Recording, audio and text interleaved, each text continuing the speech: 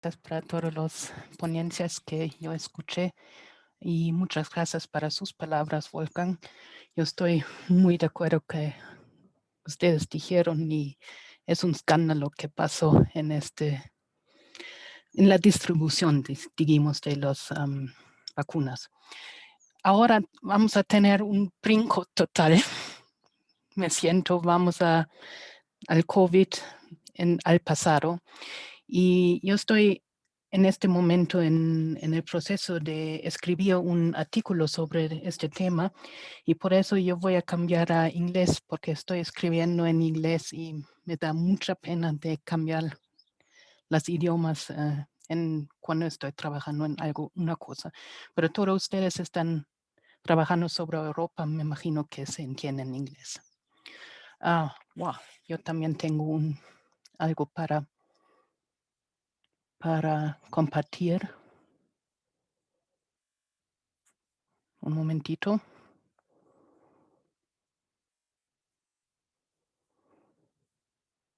Aquí vamos.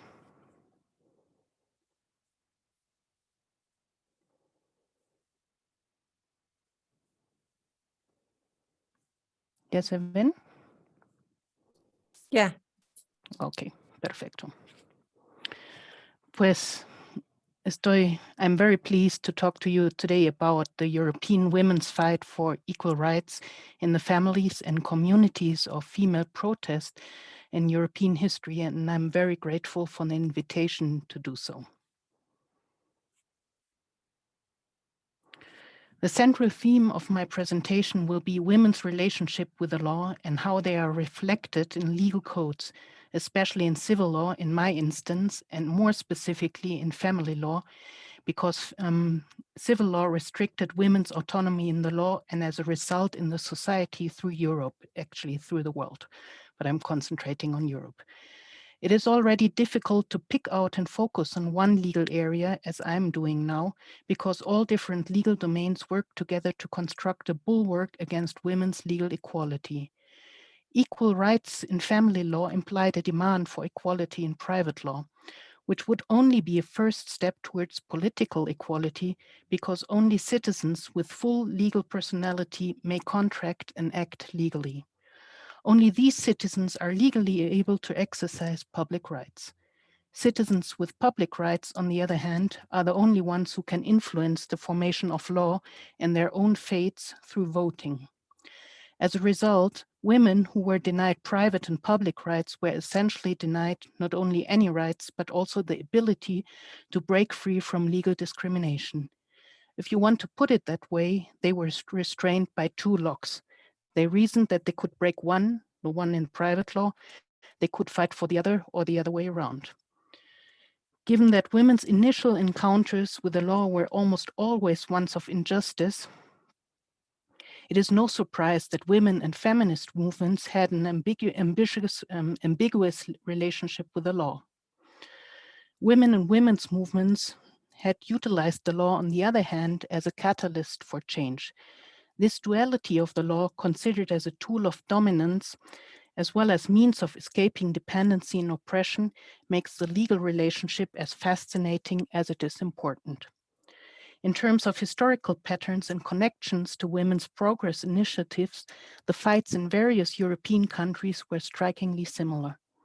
The interconnection arose partly as a result of the international women's movement's efforts, which in some ways coordinated this common struggle, but also as a result of the spread of ideas of the Enlightenment, equal rights, human rights, liberalism, and socialism, all of which claimed equal rights for all humans, including, depending on the isms, also for women.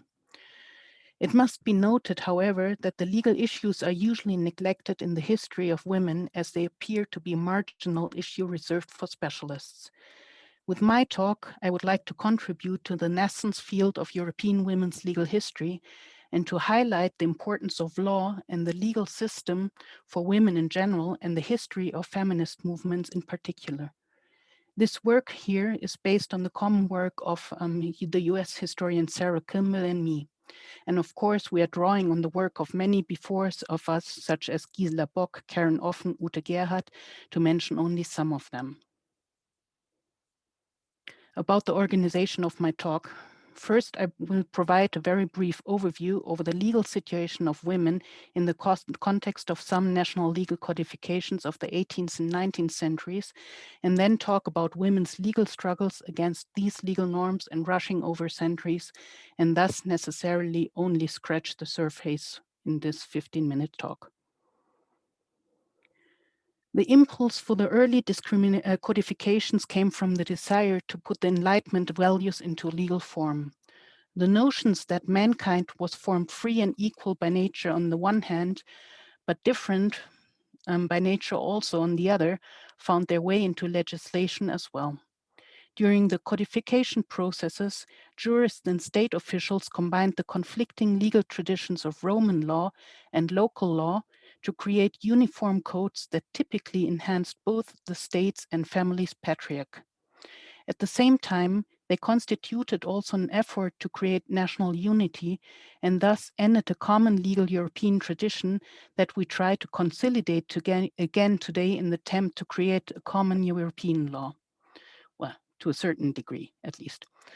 The first German codification, the Prussian Civil Law of 1794, codified the legal equality of the sexes for the first time. The Austrian Civil Code of 1811 had no mention of gender equality since its author, Franz von Zeiller, believed that men and women should be treated equally in private law. In light of these codifications are rightfully viewed a step forward for women's legal standing, as the previous gender guardianship of men over women was ultimately abolished. Gender guardianship required all women, married or not, to be legally represented by a male all the times. As a result, women were essentially unable to enter contracts or to appear in court, for example. We find gradually different variants of this legal tutelage all over Europe. Women were frequently exempted from these rules in trade and business only. The main goal, however, was to keep women legally incompetent. The reasons behind this were typically that women were born, that's what they thought, without the incessant intellectual aptitude and were also expected to care for the homes and the families. This changed with the ideas of the French Revolution and the Enlightenment and the ideas that principally all humans were equal, also women.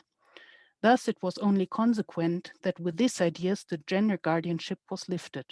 Women should be legally competent as general settings of the law codes often stressed. But since the role of women in the family should not be touched, the codes reintroduced now a guardianship only for married women. As a result, the gender guardianship was lifted with these notions, and women should be legally capable as a general. Oh, here I made a jump. I'm so sorry. So with the introduction of the married tutelage for women, men were usually made the legal heads of the families, for example, in Prussian law, for example, and specifically there it was defined that the husband had authority over his wife. This regulation was further reinforced to the detriment of women in the German Civil Code of 1900. The rule attempted to counteract the growing sense of insecurity in society as a result of changes like the industrialization, urbanization, and poverty by creating a safe haven at home. Women gained some rights in the family law after the French revolutionaries secularized marriage and liberal divorce in 1792. In turn, the Code Napoleon of 1804 emphasized the husband's control over his wife as well. It legitimized women's submission and reinforced male authority by enhancing a husband's control over his wife's person and possession. A wife owed her husband obedience in marriage, and he was expected to provide her in turn with protection. Women were under the coverture of men also in English law. I'm citing. By marriage, the husband and the wife were one person in law. That is, the very being or legal existence of women is suspended during marriage, wrote the jurist William Blackstone. To summarize, we see similar paradoxes within the same legal codes because all the humans were considered equal on one hand, but married women lost their legal rights the moment they married. putting them under the control and authority of their spouses. All of the Enlightened legal codes were developed to reconstruct the modern industrial society, to make trade and business easier and more equal for all men, and to create new bonds for married women, on the other hand. These ideas spread with legal transfer throughout Europe. As a result of the Napoleonic Wars, the French Code, for example, spread its influence broadly to include Italy, Netherlands, Luxembourg, Belgium, Spain, Portugal, Romania, parts of Germany, and parts of Poland, as much of Latin America, including Mexico. The Austrian Civil Code was valid in many of the states in East Central Europe.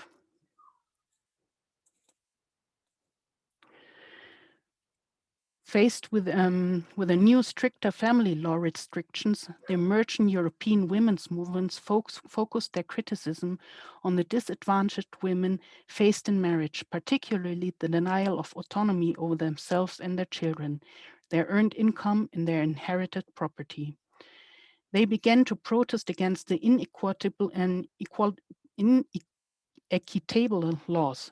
The Romanian Women's League, for example, petitioned the Romanian Assembly of Deputies in 1896 to eliminate married women's subjugation and to strengthen women's civil rights and autonomy as individuals as within the families. Anna Maria Mossoni, an Italian feminist, criticized the new Italian Civil Code in 1864, claiming that it was harmful to women's rights and their status in society. Prior to 1900, the German women's movement fights against the Civil Code grew into the most major reform attempt in the country's feminist history. Activists took aim at women's uneven legal status under the common law in a variety of ways. Married women gradually gained legal status, including legal ability and property rights. In contrast to continental European codes, the process was shaped by the courts changing the laws and precedents. Married women were only legally recognized in the forms of their spouse's legal personality in England's more liberal parliamentarism. While the latter allowed for the emergence of an early democracy at the same period, it also held women under the strongest legal tutelage. Thus, the suffragist movement resorted to violence in order to overcome the numerous difficulties that the same parliamentarism posed, which was met again with cruelty in return. Similar patterns as described we can observe in all the other European countries as well. Here I would like to point out one other feature of the European women's movement struggles for equality, especially in family law, their common international struggle. The goals of the major national and global women's rights organizations at the end of the 19th century included studies into women's legal position and measures for improvement. Female lawyers especially extended the criticism of women's legal oppression and reform ideas at the First International Congress of Women's Rights in Paris in 1878. The legacy was carried on by the International Council of Women, created in 1888, and its national affiliatives, which likewise prioritized the improvement of women's legal status. Women's rights congresses in general provided an opportunity to analyze and contrast the laws, regulations, and social institutions that shaped women's place in society. Comparisons of laws and legal systems were crucial knowledge in the women's rights movements, which was used in national contexts to drive governments for legal change. Although women's rights organizations were established on a national level, many activists considered their struggles as part of a greater European, if not global, fight for liberty, equality, and sorority.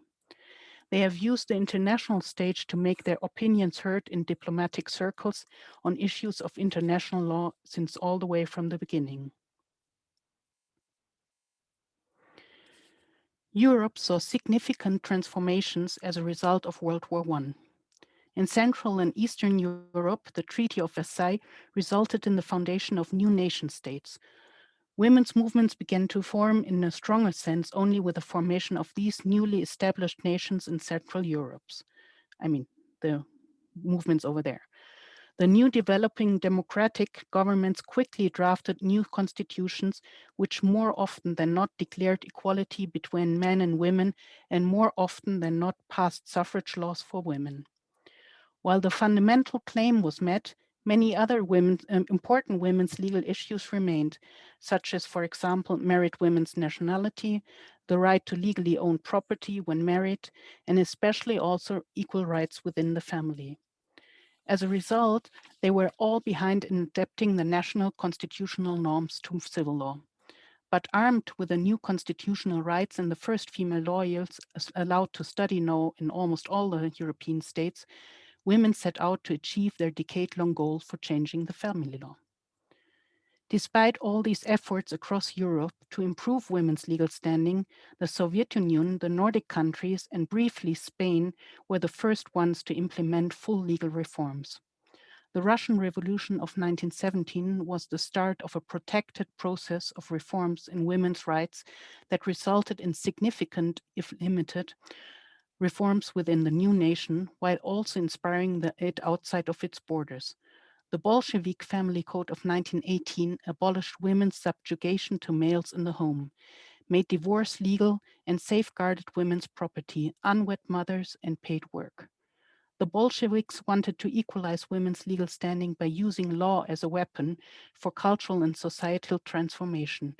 In practice, legal and ideological changes to women's place inside the family were resisted, since women's capacity as mothers reinforced their unequal status in the family. The majority of the reform potential was unmet, especially as women's rights were eroded and selectively reversed under Joseph Stalin's leadership, resulting in a policy centered on the coercive reinforcement of the family unit by the 1930s. During and after World War II, all European countries under communist leadership experienced similar developments. In the 1930s, Spain enacted reforms as well. Because of the Catholic Church's influence, Spanish culture and legislation have always maintained strict gender roles. With the successful foundation of the Second Republic in 1931, the parliament granted women's suffrage and passed laws aimed at equalizing power relations within family law with little opposition. Gender equality, on the other hand, was controversial and was overturned by Franco in 1936 after his coup d'etat. Following a revitalized women's rights movement and a shift in thinking, Spain only regained women's equal rights in family in the late 20th century. In 1938, the French came close to implementing serious legislation to emancipate married women in the family, but the Vichy regime thwarted them. The only legislative reforms enacted in the Nordic countries around the turn of the 20th century until the 1920s have proven to be long-lasting. Women's comprehensive family law reform, which had previously been stalled by conflicting political interests and disrupted by war, was only realized in the 1960s and 70s across the remainder of Western Europe.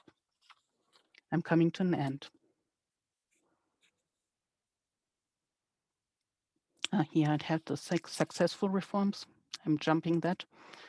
And this ones I have saved out. Coming still to an end.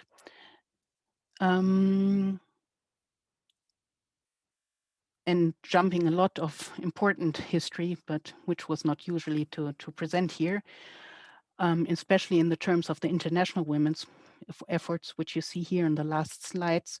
I think we can see how the legal codes provided the framework for limiting married women's rights and how in turn women used the law among other tools to try to escape this situation.